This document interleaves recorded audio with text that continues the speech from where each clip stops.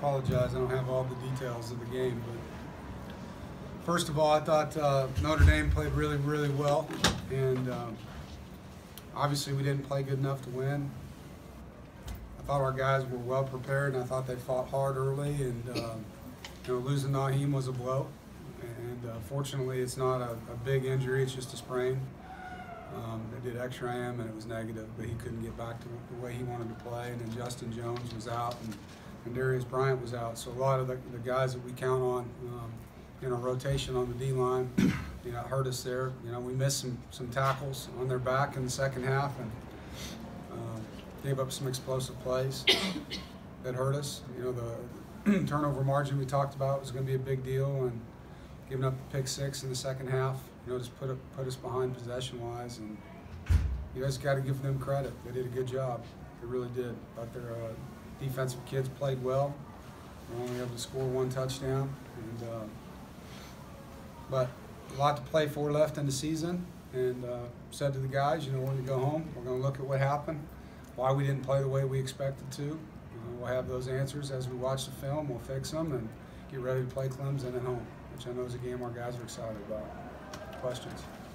What did you think the biggest difference for you guys on your run defense, because it had been really good for you guys this year? Started out good, and as the game wore on, we were just missing tackles, and they did a good job scheming a couple plays where they got to a safety, and we had one play in particular, the long run in the second half. Moorhead had to fit that play. We had a line stun on, and we were keeping a linebacker out of the box into the boundary for their screen that they have, and it hit in the A gap, and Jarius has to get it down, and he didn't. Sometimes as a safety, that's your job, is to get the ball down on the ground, and Jarius missed that tackle. Could you have drawn up a better start? No, and that was, we talked about two things. Let's start fast, because they're a fast start team. I thought we could block a punt, and I thought we'd have a big return today, which we weren't able to do. So we were able to get one of those two things done, and it was a great play by James. Just disappointing. I really wish we were full strength in that game. I was really looking forward to that being a four-quarter game, and just didn't have it. How much did that take out of it? Both times you scored touchdowns, they came right back. I mean, right away and scored. They did. They answered both times, which is what a good team's supposed to do. And for us, I was really disappointed in the one, two-play drive they had for a touchdown, because neither one of those plays should have happened. We practiced both of those plays multiple times, and for whatever reason didn't defend them right. Did you see what happened on the pick six? It looked like maybe Garrett was trying to snap it and get them offsides, because your offensive line didn't move on No, so we had a hard count called with no play call. It's just something that a lot of spread teams do, and if they jump, we snap it, roll out, and take a shot. Well, Garrett thought that they jumped. I thought there were two plays in the game where they were offsides that didn't get called, and that was one of them. They had a linebacker come from the field that I thought was across the line of scrimmage too, but they didn't call it. So that's the obvious risk in that play. Ryan thought he had a free play there. Was the pick six maybe worth more than the six? Just emotionally. Yeah, that was a huge momentum play for them. That, and when they stopped us on fourth down in the red zone, I thought we'd get the first and score a touchdown there. And that was a big play against us there too. It's like a turnover.